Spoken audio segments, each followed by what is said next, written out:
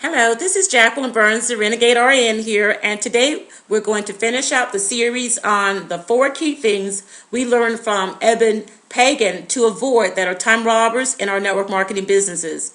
Now, in our previous 2 videos, we discovered what the 4 key time robbers were and how we needed to create the desire within ourselves that we absolutely need to have perseverance in our network marketing businesses. Now, if you would like to view the previous videos I created on this topic, my YouTube channel is Kalea Travel, and I have it listed here on the slide. So today we will provide actual tips and strategies on how to avoid the 4 key things. Here is a reminder of what the 4 key things were. Number 1 is multitasking. Number 2, distractions or interruptions. Number 3, friction. Number 4, monkey mind or emotions.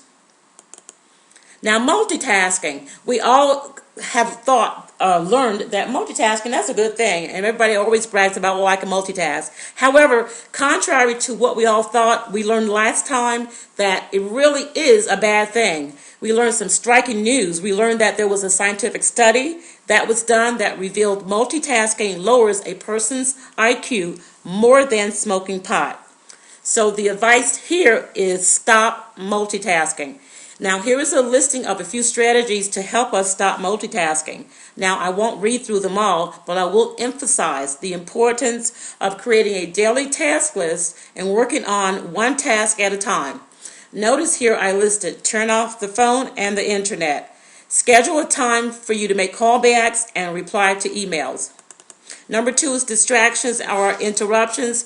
We learned that each time these occur, it takes up to 20 minutes to return to the point where we were prior to the distraction.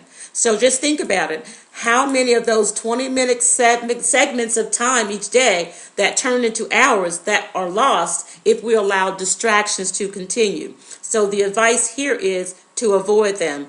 And here are a few tips to help us avoid distractions. Plan your work day, have your supplies all ready for yourself, establish time increments for each of those tasks, and work only on the task that's been assigned for that particular time increment. Number 3 is friction. Friction, we learn, is inefficiencies caused by something not working smoothly or someone not supporting us. We cited some examples as maybe a loud TV or music in another room, loud noises on the outside. Perhaps even you might have had a fight with someone earlier, and that can cause an emotional friction. So now all of these different types of friction can hinder our ability to focus and create. So the advice here would be to eliminate them. And here are a few tips on how to eliminate friction. You might want to negotiate some quiet time with others in your household. If you have a baby, perhaps you'll be able to send the baby to a babysitter for a couple hours a day. You might want to plan your task around all those established times, and you want to set up yourself a quiet, comfortable, clutter-free workplace, thus eliminating physical, emotional, or psychological friction. And number 4 is the monkey mind or emotions. Now, we learned that this really is one of the most difficult things for us to rid ourselves of. They are actually thoughts in our mind, thoughts that are inside of us that can trigger a domino effect about other things and cause our minds just to wander off, run a million miles away into 1,000 different directions.